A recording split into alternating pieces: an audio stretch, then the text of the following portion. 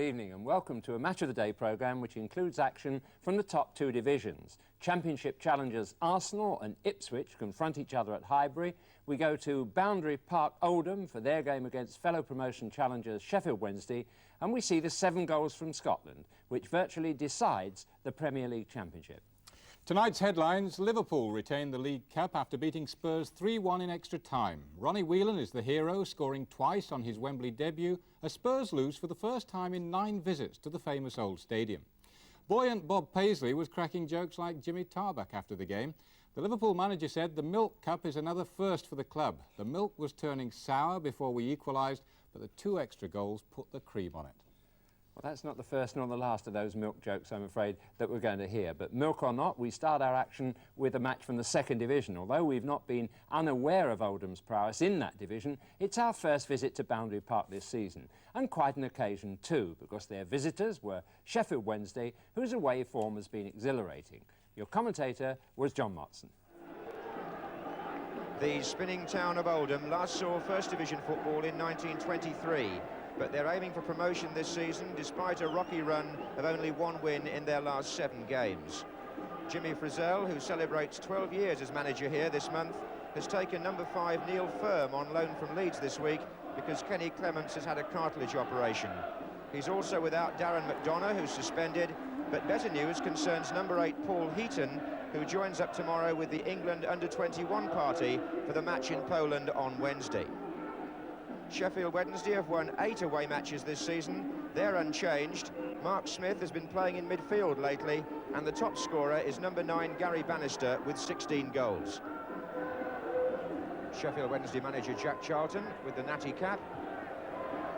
Left the field in tears here last year, Jack Charlton, when he went to appeal to the crowd after an invasion of the pitch, and the game was held up for half an hour.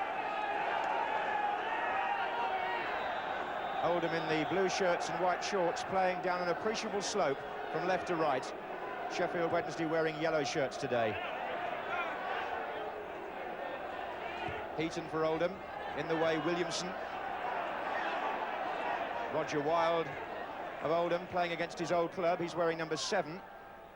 This is Hoolican though. Steele making a target in the centre.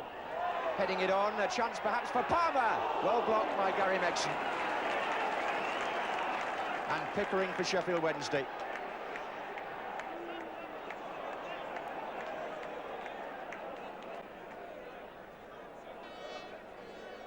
Roger Palmer, the former Manchester City forward, nearly capitalising there. That was Heaton, and then Williamson. And now Hoolican. Firm. That struck Bannister. And McCulloch was in well. And Bannister running on here. McCulloch in the centre. Being joined now by Curran. And that was Curran. And this is Megson. And it trickled away.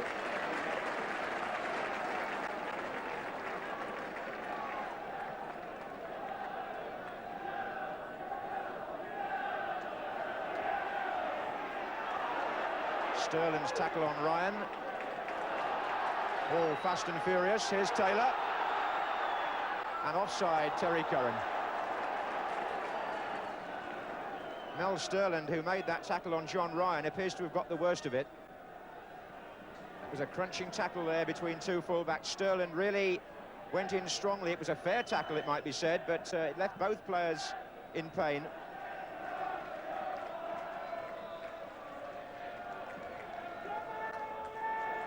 "22 years this May, Jimmy Frizzell has spent with Oldham Athletic Football Club as player, coach and manager." Up goes Steele.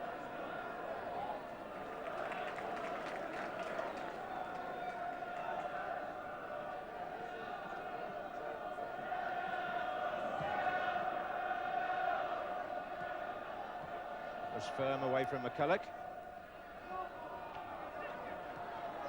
And here's Bannister. And Terry Curran hugging the right wing for the moment. Taking on a fullback who's still suffering from a knock, John Ryan, but able to cope with that situation all right. That was Shirtliff. this is Curran. Away from Ryan. And a foul by Future, and the referee says indirect free kick.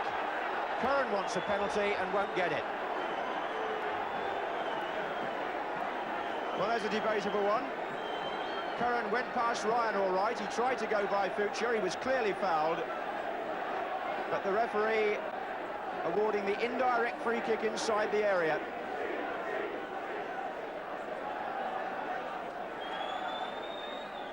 Which Curran takes, and away by Firm.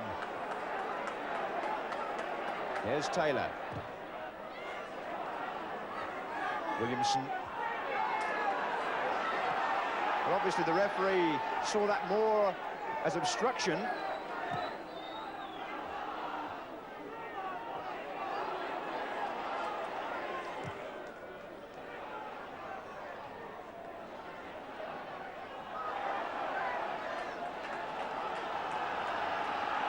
Frank Roberts, who raised the arm in that fashion. Heaton.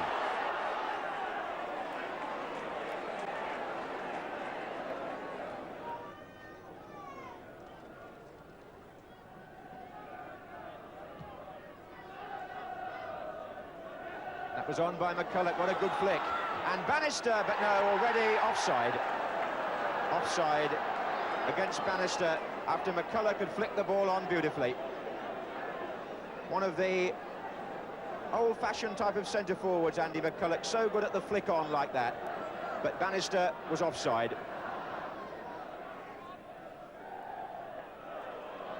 Here's Curran. Taylor. And now it's Smith. And Bannister. Oh, he's onside here, it's Curran. Good stop by McDonald. Here's McCulloch. Megson is coming up on the right. And Curran again. And twice Terry Curran foiled by the goalkeeper. The best chance and the best save, certainly the first one. It was a 1 against 1, and Peter McDonald, once Ray Clements understudy with Liverpool, made a good save.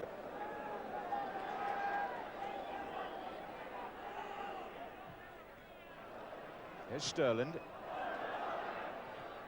McCulloch going in, away by Firm. Williamson. Again, McCulloch is the target. Now it's Smith. And it was Smith again. He got one full in the face there as he challenged Palmer. Mark Smith went up for the header and Roger Palmer caught him. And I think Palmer's going to be cautioned for that. And it was a fierce impact. And it left Mark Smith stunned. Palmer has been booked.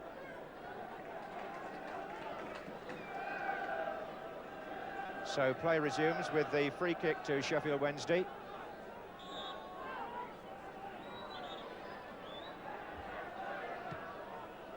This is Sterland. Curran.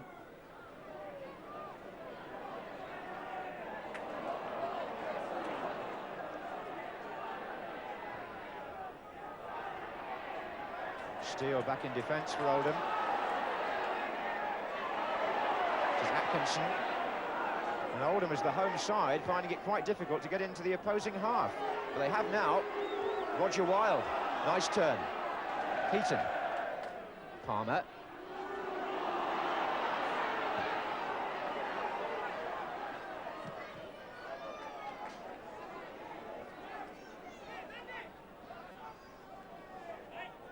Have to be a bit careful now, Roger Palmer.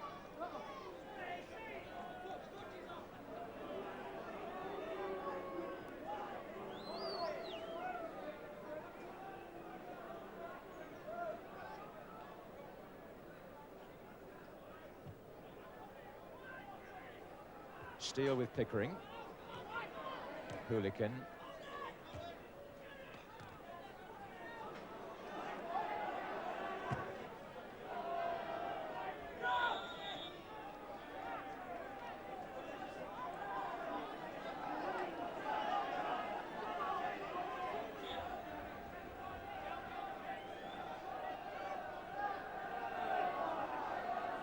That's McCulloch. Here's Bannister. Curran's making a good run through the inside left position, forcing Firm to put it out.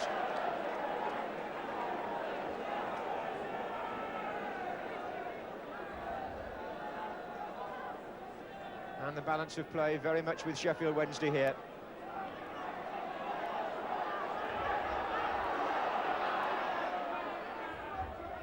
Williamson.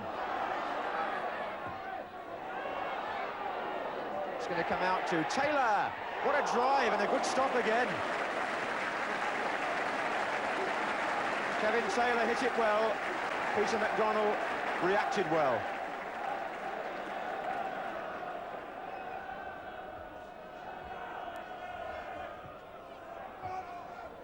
It's going to come back to Bannister.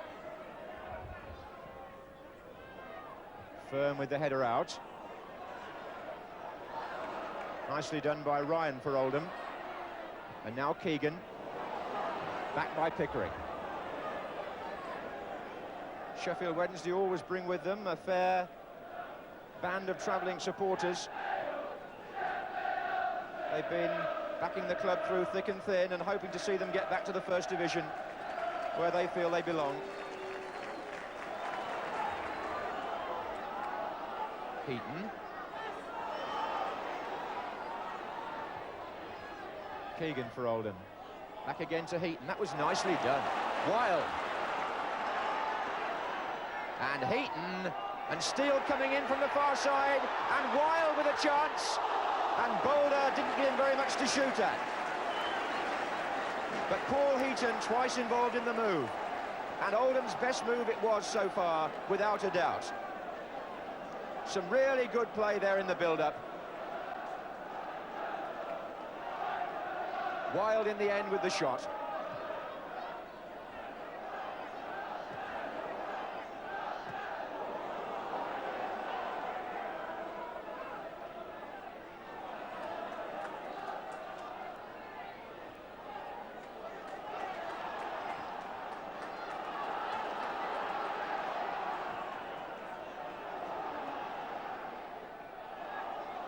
And that's away by Pickering.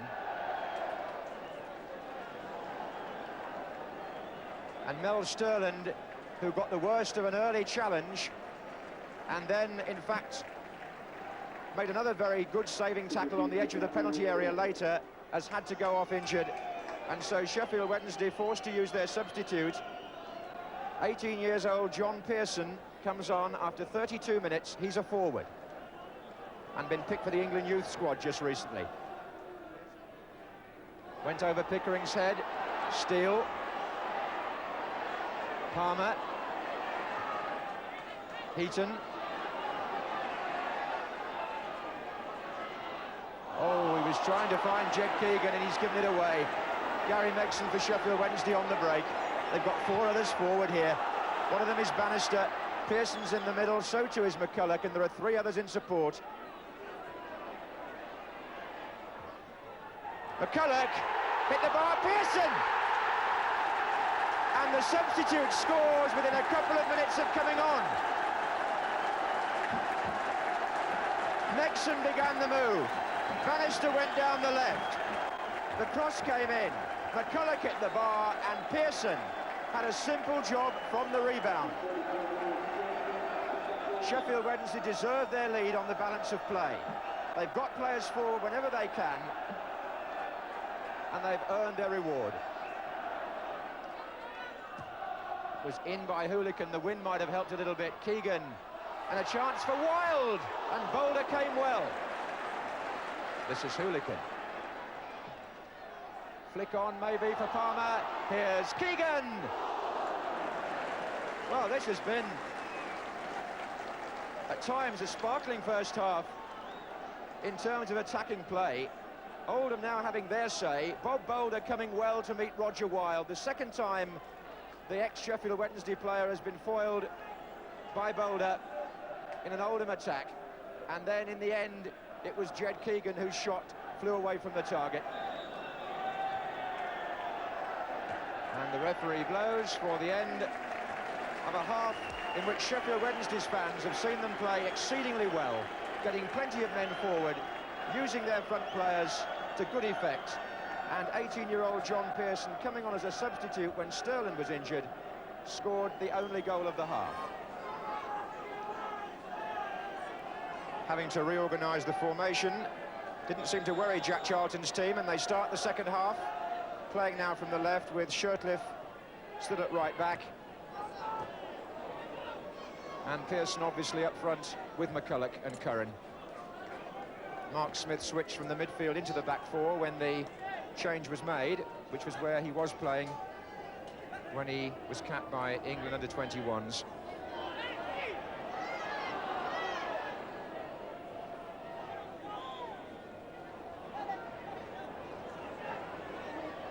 Foot up and a free kick to Wednesday.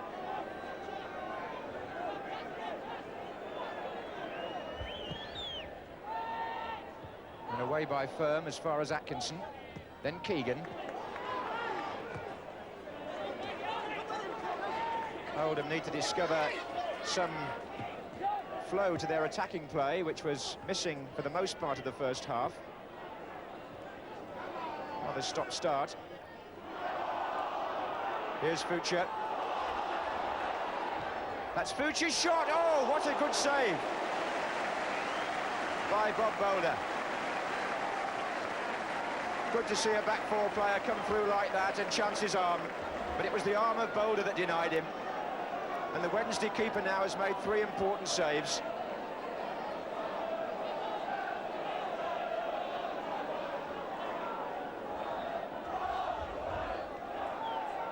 Here comes Firm. Oh, he scored! But no, the flag is up on the near side, and I suspect the linesman saw a player in an offside position and has notified the referee, who wipes out the goal.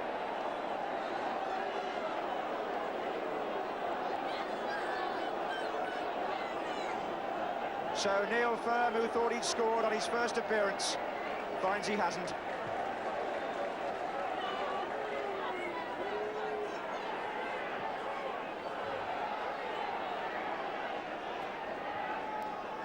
Here's Keegan, and now Heaton, and now Wild, and here comes Atkinson. What a good start to the second half here by Oldham. 2 fine shots. 1 effort in the net, disallowed, as they get their game together at last. And Oldham also want to make a substitution because John Ryan, struggling with an injury from early in the match, has given it a try and is going off. But the substitute, handily enough for Oldham, is a fullback, Steve Edwards.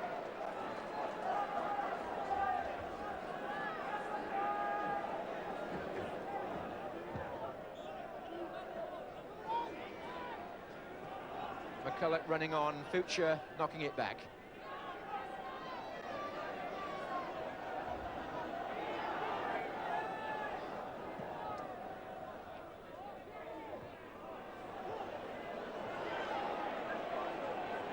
Kevin Taylor working well in midfield for Wednesday, and so is Megson. McCulloch running on here, so is Pearson, and it's going to fall for McCulloch. Good save. He was onside, and Peter McDonald, along with having foiled McCulloch, along with his opposite number, Bob Boulder, making this very much an afternoon for goalkeepers.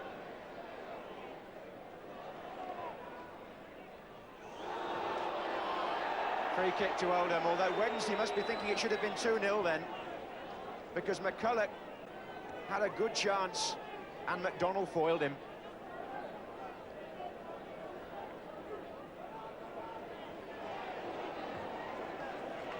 Edwards joins the attack. In for Roger Wild. That's his cross. Nice touch back by Andy McCulloch, who had gone all the way back there to help out the Sheffield Wednesday defence. Epitomises the way they've played today.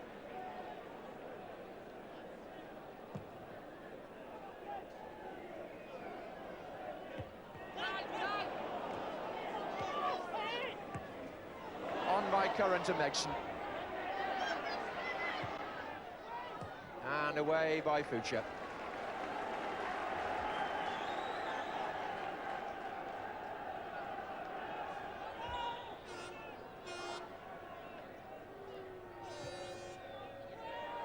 McCulloch coming in there, and it's come to Taylor.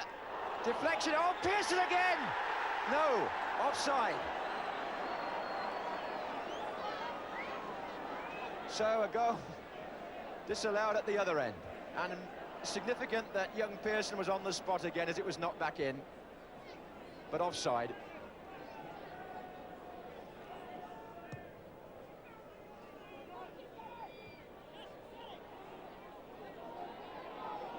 Oh, well played, Heaton.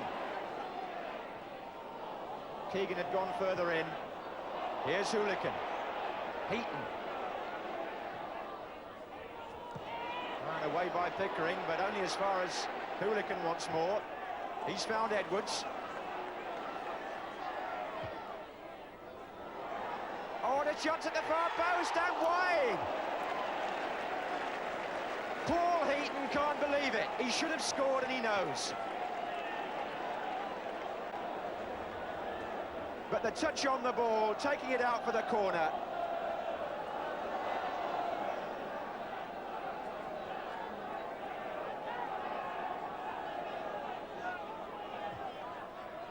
And he's arriving again now, is Heaton. This is Edwards. Bob Boulder really has kept goal well. But Steele is in here.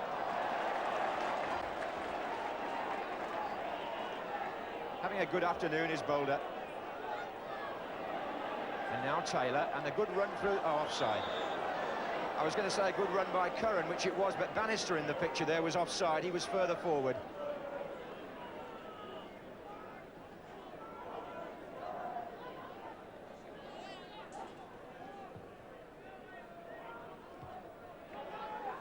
There's Palmer. Here's Atkinson. Here's Keegan. Steele trying to turn. Edwards. Palmer. Atkinson. And now McCulloch on the break against Firm. Terry Curran has just made the run on. And Curran puts it over.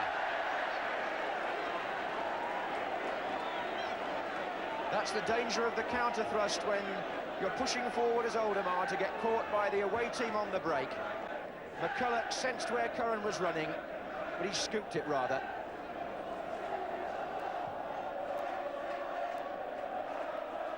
On by Wilde.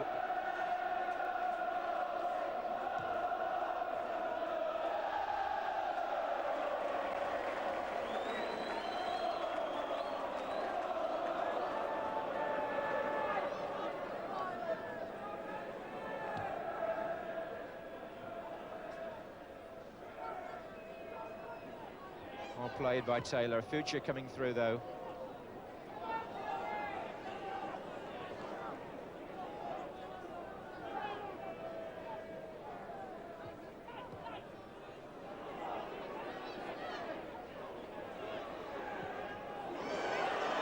Curran.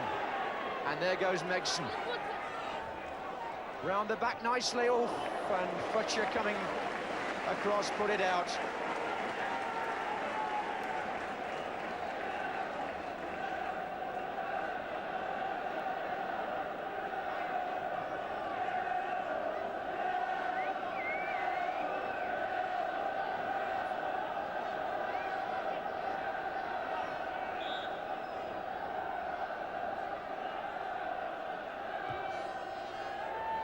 Oh, they've left Megson free. 2-0 to Wednesday. 30 minutes from the end. The scorer, Gary Megson. Bannister took the corner. The big men took the attention of the defenders. It came out to Gary Megson, and he buried it. So 3 points beckoning now for Sheffield Wednesday in this important promotion match. Steele is in the middle, and away by Curran.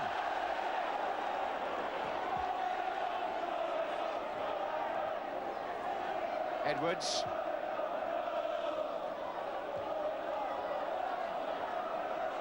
Atkinson's drive. There's been some good blocking in that Sheffield Wednesday defence, no mistake.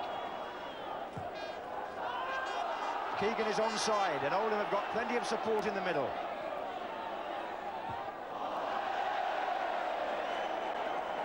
Enough said.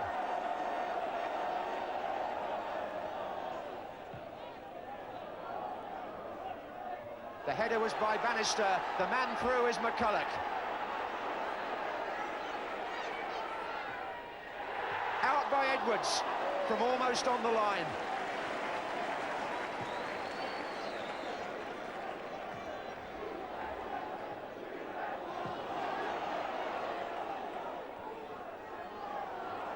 Taylor now for Sheffield Wednesday, and McCulloch's in more space now.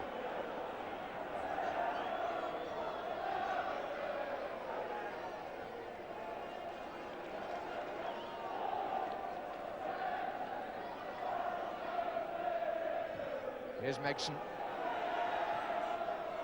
McCulloch. Pearson.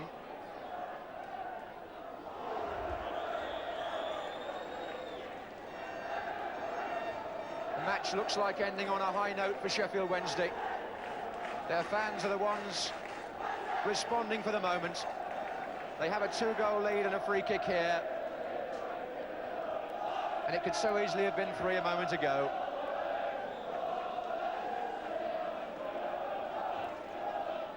McCulloch at the post, Bannister!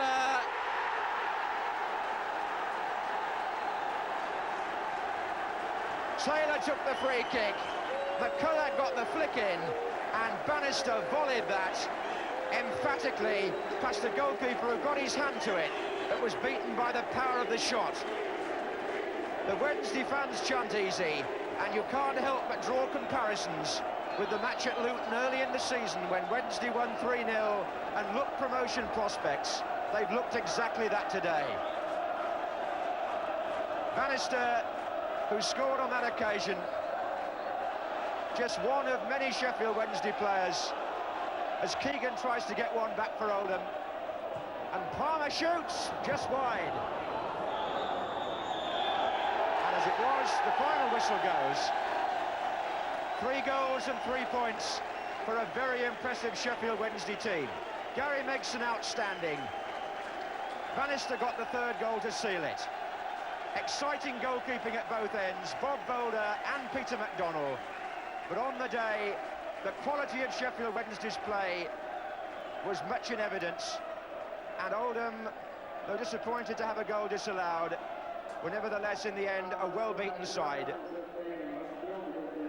It was a hectic match, but a highly enjoyable one, ending with a score of Oldham 0, Sheffield Wednesday 3. Well, I, for one, am not grumbling about the entertainment value of that game, and I can quite see the Oldham players, fans and manager Jimmy Frizzell being disappointed with the result because the contest was so much closer than the score suggests, as Jackie Charlton agreed when he spoke to John Motson afterwards.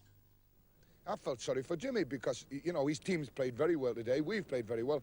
3-0, you look at it tonight or tomorrow morning, you think we must have got run to death, and he didn't. You didn't. And your keeper made 2 very good saves. Our goalkeeper made 2 tremendous saves, and he came and plucked out corner kicks, and we had a spell where we had a lot of luck in there, where 3 or 4 balls had hit our players and went outside the post, could have gone inside the post, and that would have been the equaliser. The fact that we won 3-0, I'm delighted for our lads because they battled and they played well, but I'm not an out-and-out attacking man. You know, when you've got something, keep it and do it in the right way. And I didn't think we did it for that period, but we got away with it, and we won 3-0, and we're delighted. So how do you see the promotion race now? Well, if you can keep coming and bringing these people with you, because every time you come this season, we've won 3-0, keep coming, and you never know. We've got to start winning at home. If we had anything like a home record, we would be out of this division now, and we could have all gone to Spain on holiday.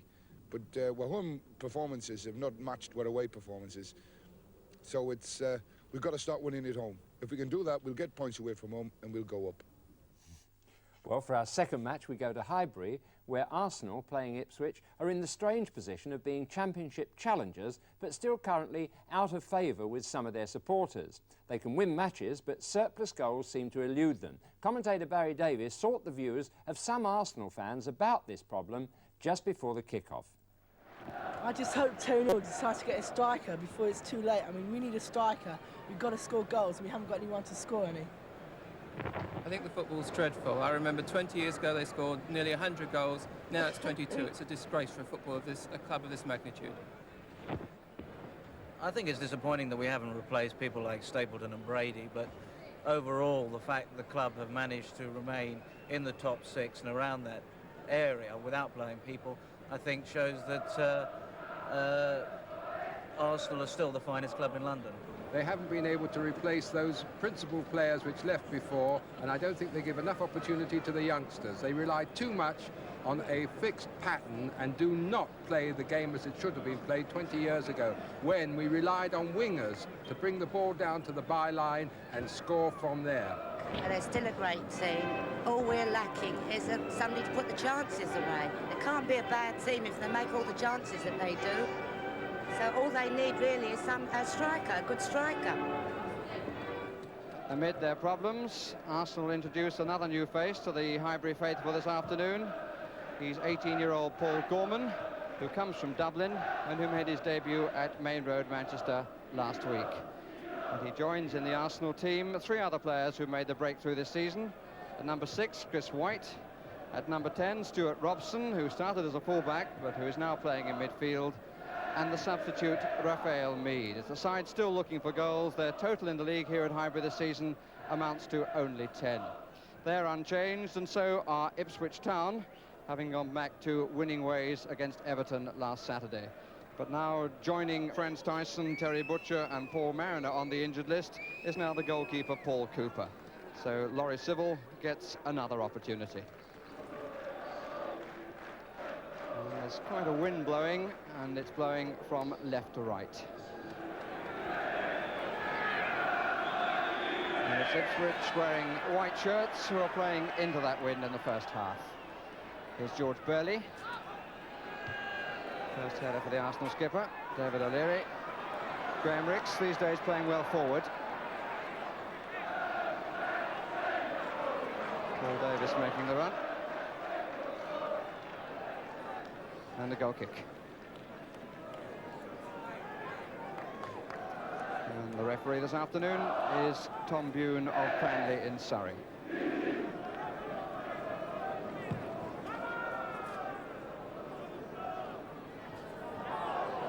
for handball, but not given. Here's Sansom.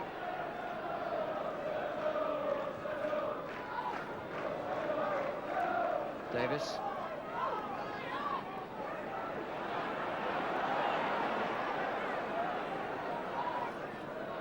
Rix.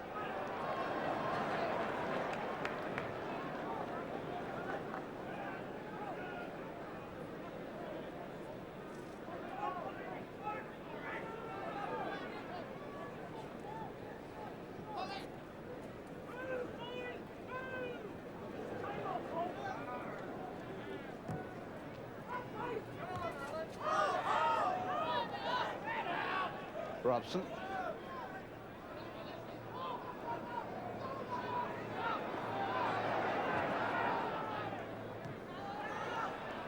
Mirren.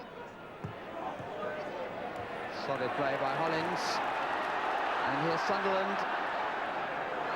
And McCall let it go. And Robson puts it in.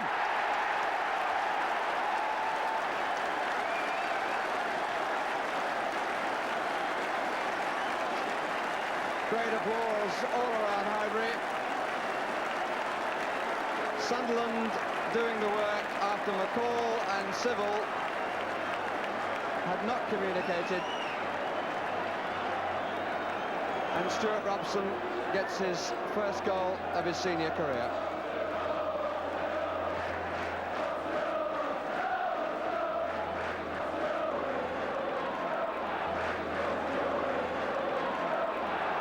Davis.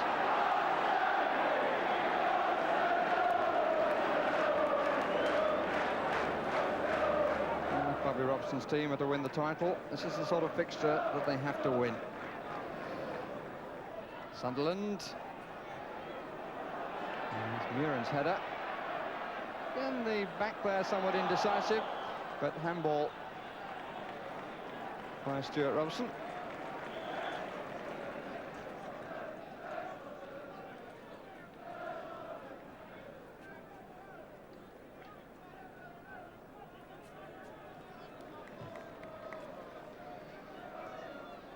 Gates.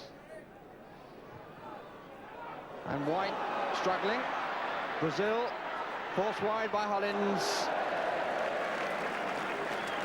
And Brazil denied by John Hollins, who forced him away on his left foot and forced him to the point where he couldn't pull the ball back. Good play by an experienced player.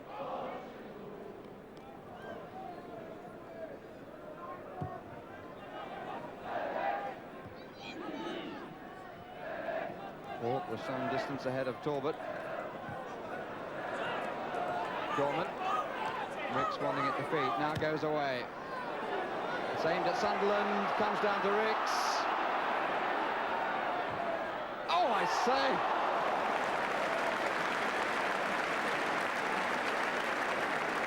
Well, it seemed to take him half an hour to get it into a position, but when he struck, it was one to be remembered.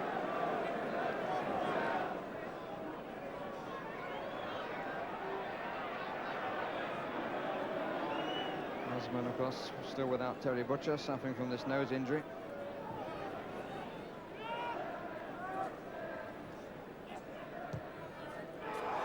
O'Leary watching and didn't get it right, but he's on the line to cover. As it turned out, it wasn't necessary. And again, he had to go too far wide, but David O'Leary made a mess of the back pass. And Wood's speed off the line certainly helped save him from the error.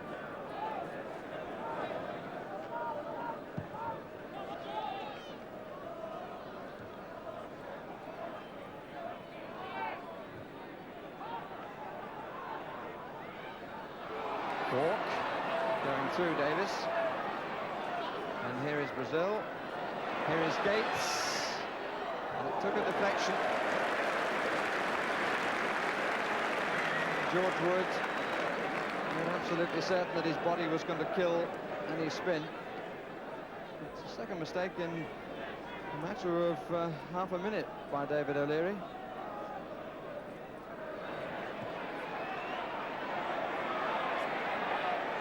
Four in the middle. Ricks, not the time for a cross like that. Put it away by Mills. And this is for Brazil. And Muren has made the run behind him. Wood committed, and Hollins covers the gap. Not the best thing I think we've probably seen from Ipswich. Brazil going inside, Muren making the loping run outside him. It was played right. Wood came to collect. The cross came in, and Hollins was covering the hole. Away by Talbot. Brazil. George Burley.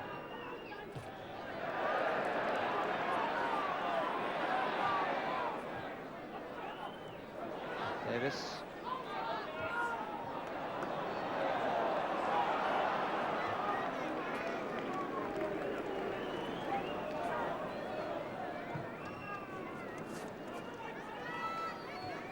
On by Davray. Robson. Ricks, and he's away. It's there now, surely. No, it's not. Goalkeeper's arm turned it away. Well, he was through it to the gap. It closed a little bit at the moment that he decided to shoot.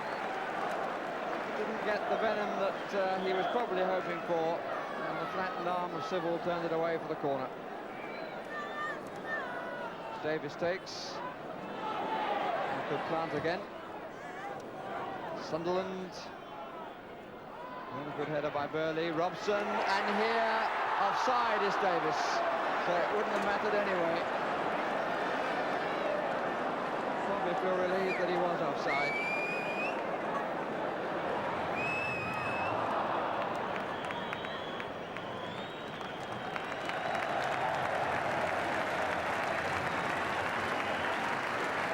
And the crowd have enjoyed the first 45 minutes, and so has this 17-year-old Stuart Robson, who scored the first goal of his senior career, which divides the teams at half-time.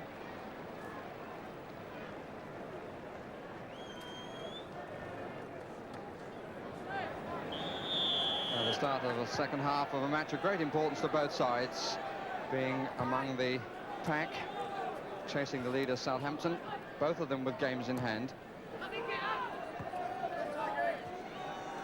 Here's White.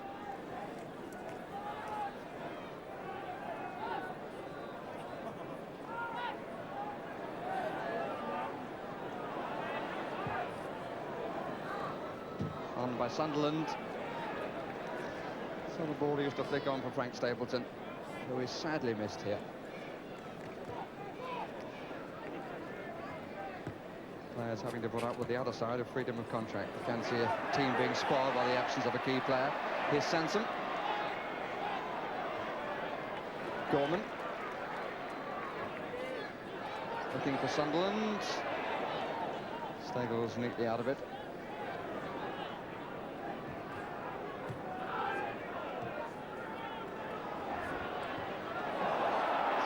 Dear.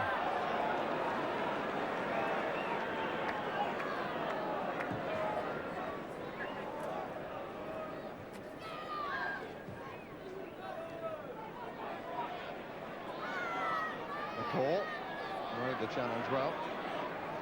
Muren, Osman, Robson, Muren. Burley with a bit more space, and more here for Brazil. Burley, good save. Oh, he really held that well. That was the beauty of that. Just seemed to put out the hands as Burley saw the gap and was well set up. And George Wood really plucked it out of the air.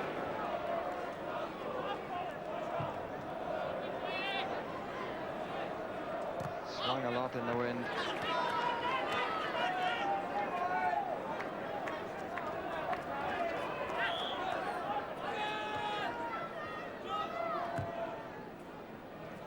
McCall.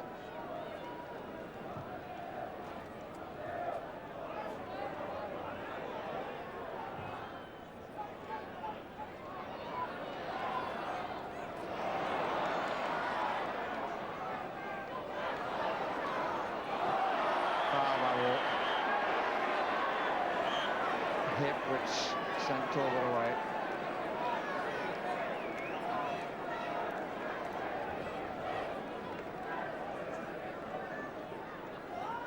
Sansom, Davis.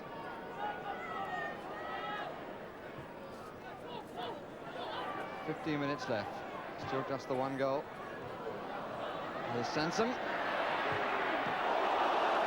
Too well to find room for the shot.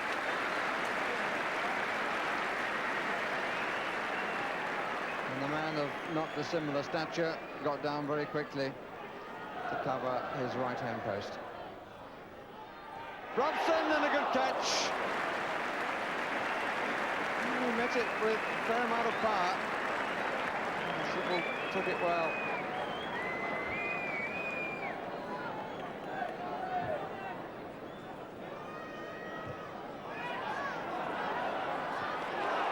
Nice touch from Ricks. Davis is allowing an awful lot of cover to come back. Perhaps as determined as he should have been then. Davis once more. And McCall only to Gorman. Followed him well there, the fullback.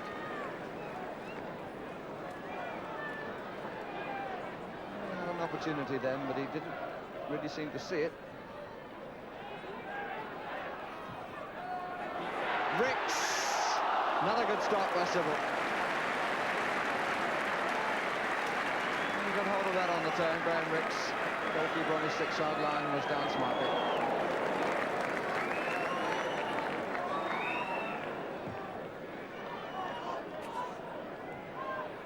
White. Collins.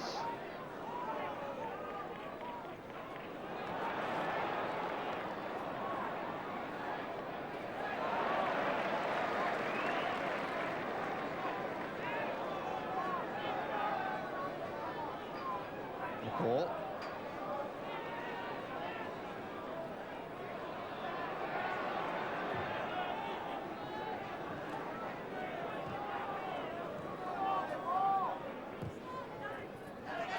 Brazil.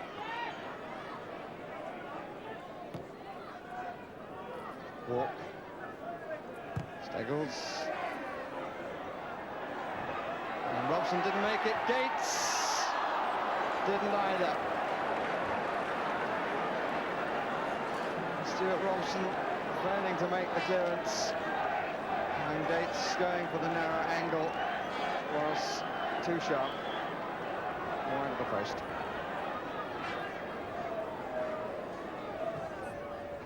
Wood comes for it. Brazil. Burley. Satiza. Clearly the right course, particularly in this wind.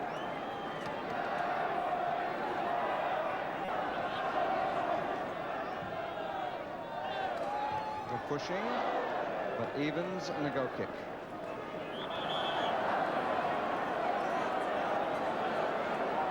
Terry Neal counting the seconds, and we're in the last minute. Ricks.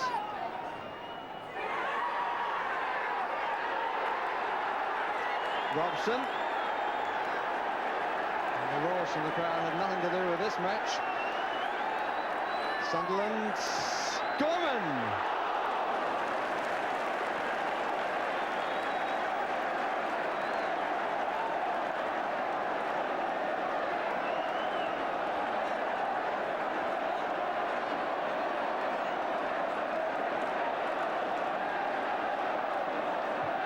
Sybil, and the one goal sufficeth, and the last touch on the ball was made by the man who scored it.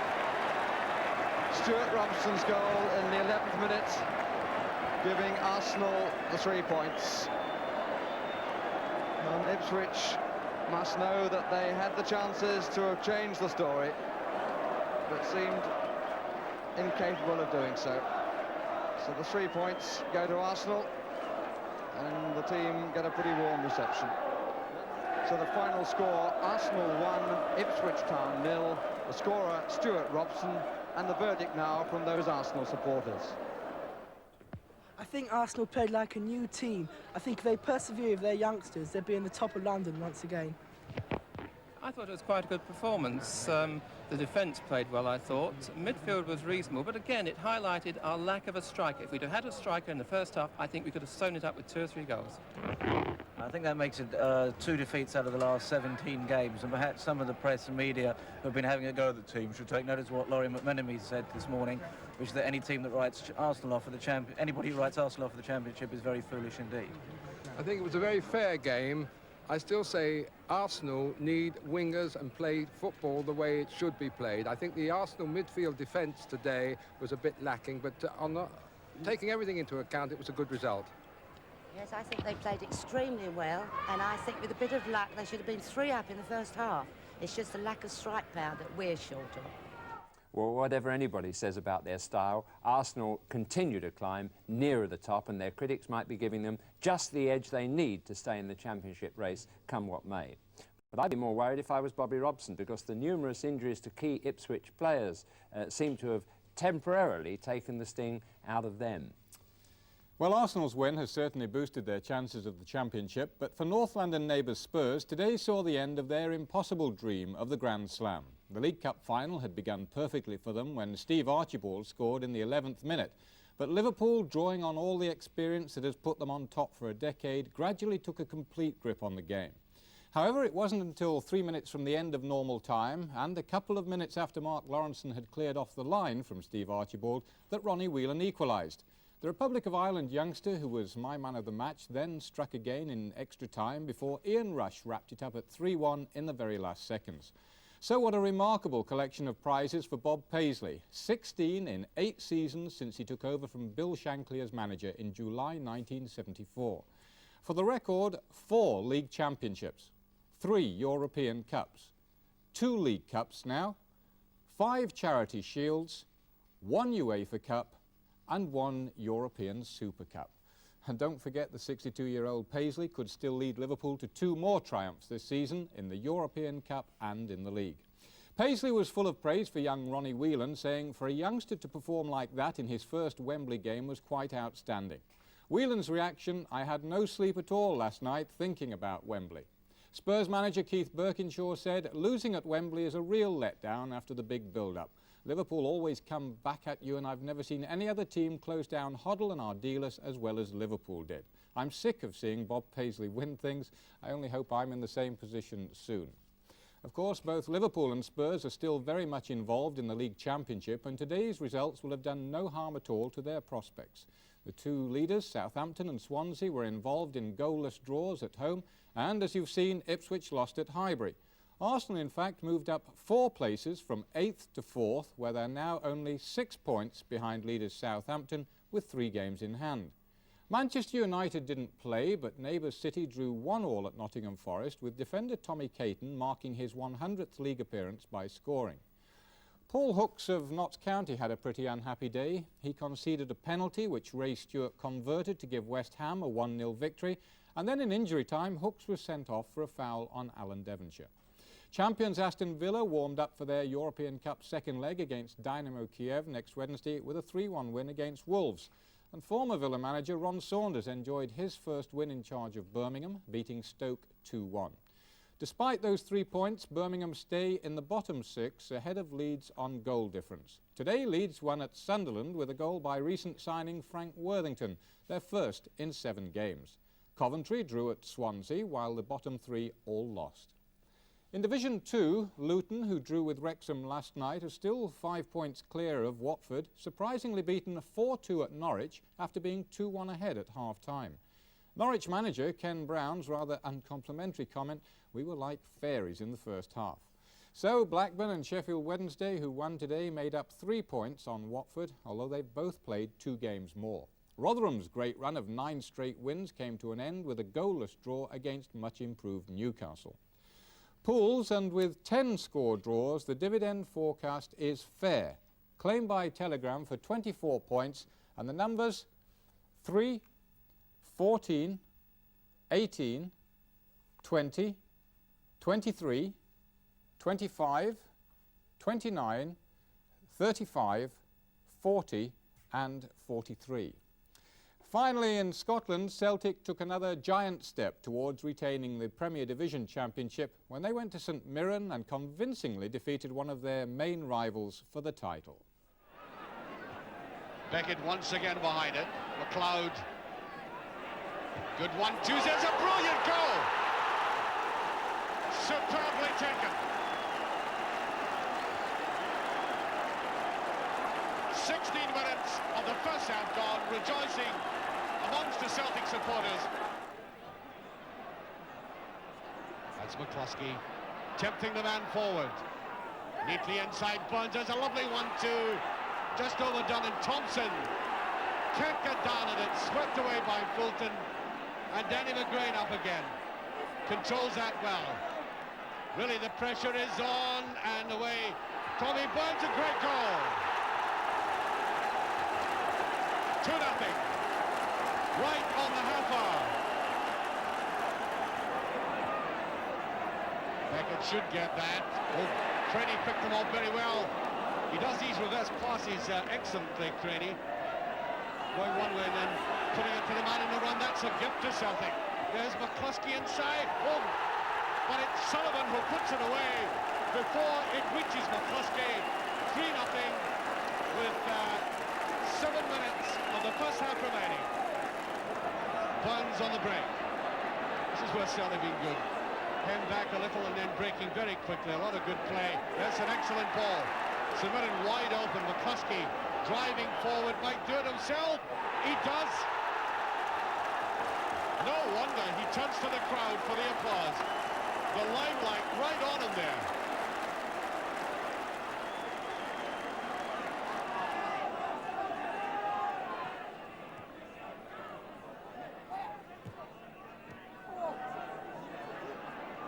That's McDougall. First real touch of the ball. There he is again. Celtic right across the edge of the box, making it difficult for St Mirren to see goal. They do that. And it's a good ball, a great goal. That's retaliation by the substitute, Frank McDougall.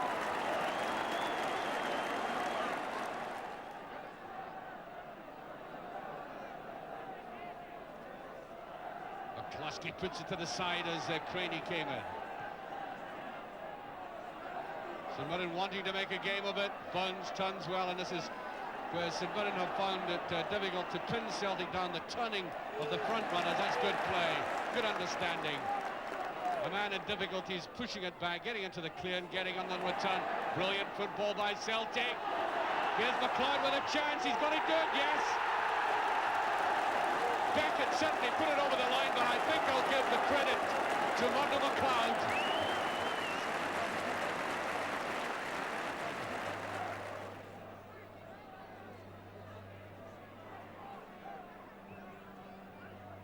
Curling, and that must be, yes, the second by McDougall.